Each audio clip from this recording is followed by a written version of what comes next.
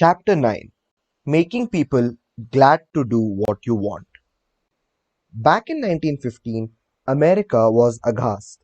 For more than a year, the nations of Europe had been slaughtering one another on a scale never before dreamed of in all the bloody annals of mankind. Could peace be brought about?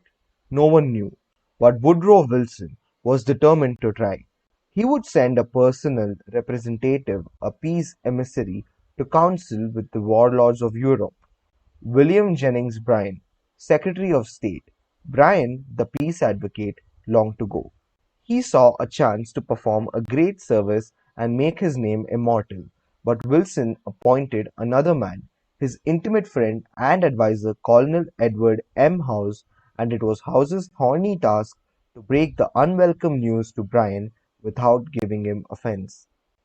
Bryan was distinctly disappointed when he heard I was to go to Europe as the peace emissary, Colonel House records in his diary. He said he had planned to do this himself.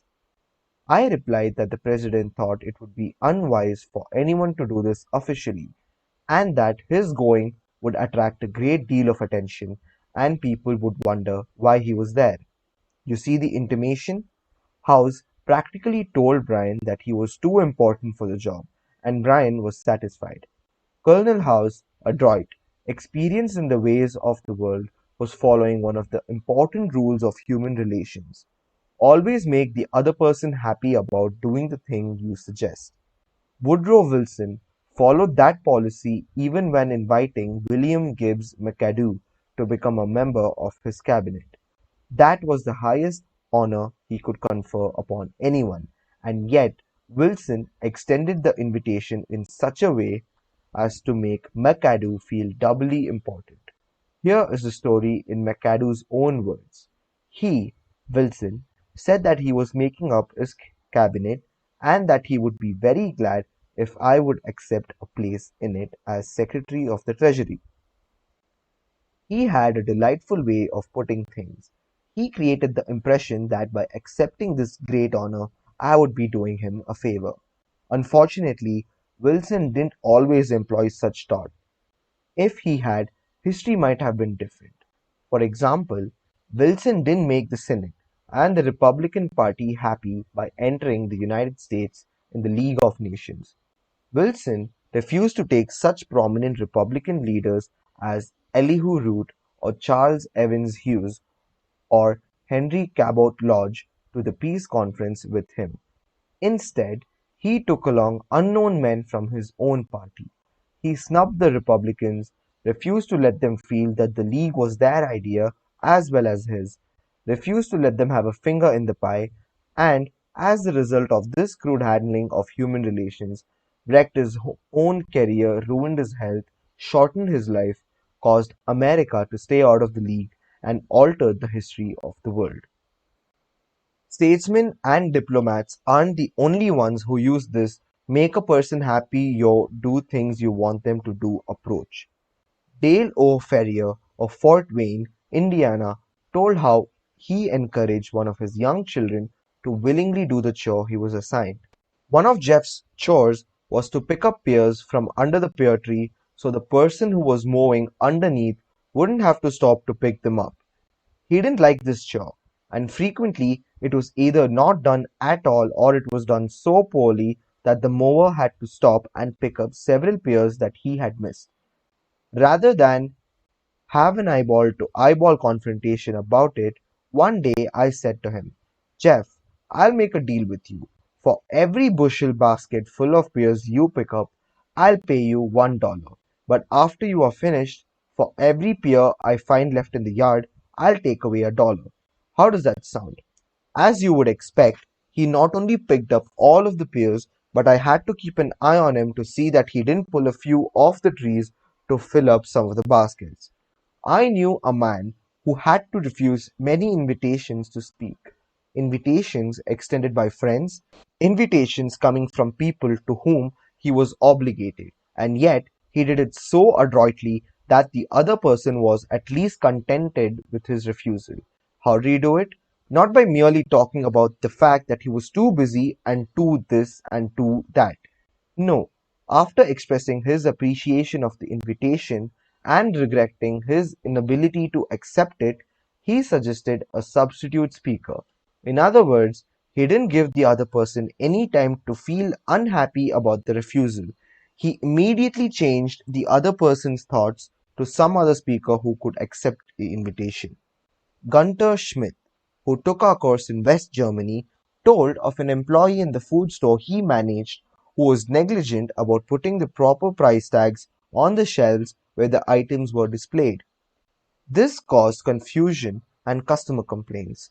Reminders, admonitions, confrontations with her about this did not do much good. Finally, Mr. Schmidt called her into his office and told her he was appointing her supervisor of price tag posting for the entire store and she would be responsible for keeping all of the shelves properly tagged.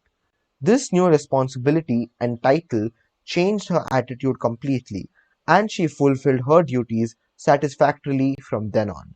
Childish? Perhaps, but that is what they said to Napoleon when he created the Legion of Honor and distributed 15,000 crosses to his soldiers and made 18 of his generals marshals of France and called his troops the Grand Army. Napoleon was criticized for giving toys to war-hardened veterans, and Napoleon replied, "Men are ruled by toys." This technique of giving titles and authority worked for Napoleon, and it'll work for you. For example, a friend of mine, Mrs. Ernest Gent of Scarsdale, New York, was troubled by boys running across and destroying her lawn.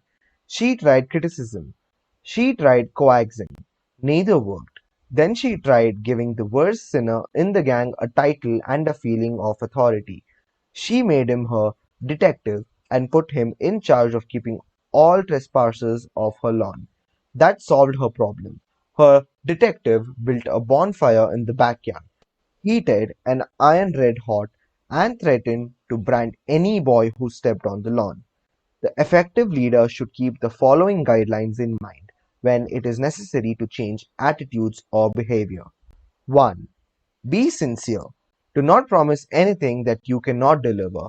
Forget about the benefits to yourself and concentrate on the benefits to the other person. 2.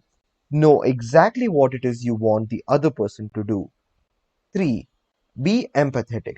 Ask yourself what is it the other person really wants. 4. Consider the benefits that person will receive from doing what you suggest. 5. Match those benefits to the other person's wants. 6. When you make your request, put it in a form that will convey to the other person the idea that he personally will benefit. We could give a curt order like this: John, we have customers coming in tomorrow, and I need the stockroom cleaned out. So sweep it out, put the stock in neat piles on the shelves, and polish the counter. Or we could express the same idea by showing John the benefits he will get from doing the task. John, we have a job that should be completed right away. If it is done now, we won't be faced with it later. I am bringing some customers in tomorrow to show our facilities.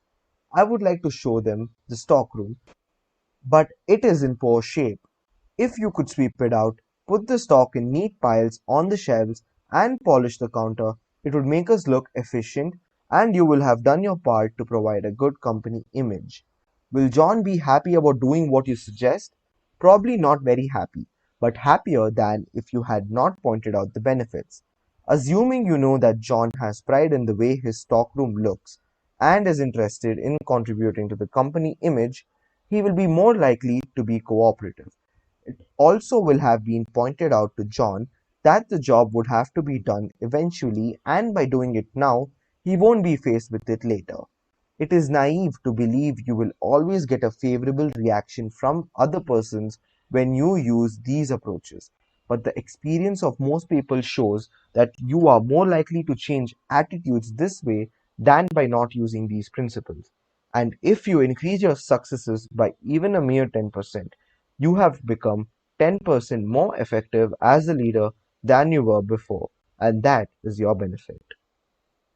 People are more likely to do what you would like them to do when you use Principle 9. Make the other person happy about doing the thing you suggest. In a nutshell, be a leader. A leader's job often includes changing your people's attitudes and behavior. Some suggestions to accomplish this. Principle 1.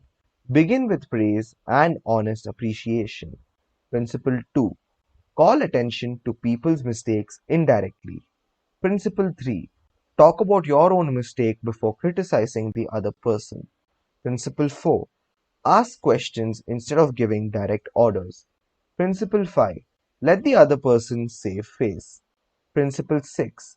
Praise the slightest improvement and praise every improvement. Be hearty in your approbation and lavish in your praise. Principle 7.